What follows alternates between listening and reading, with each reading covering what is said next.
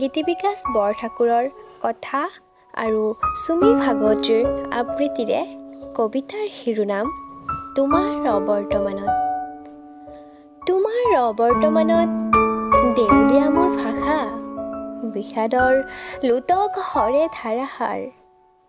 ছবিখনৰ আগত কেইপাহমান আবেগ, শূন্যতাৰ বিদায় পোহৰ।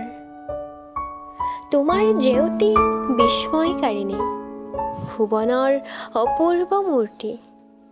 সোঁৱৰণিৰ সফুৰাত যাদু কৰি মায়া, নিজানত হেৰাল ফূৰ্তি।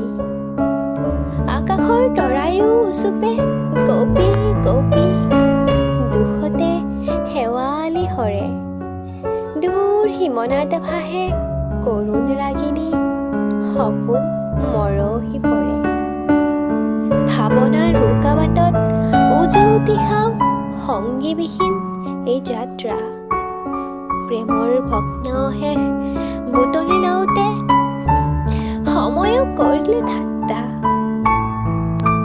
উশাহ নিশাহ মাথো হুমুনিয়া, আন্ধাৰৰ কাঁইটীয়া ফুল।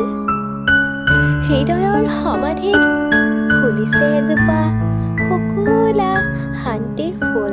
ধন্যবাদ।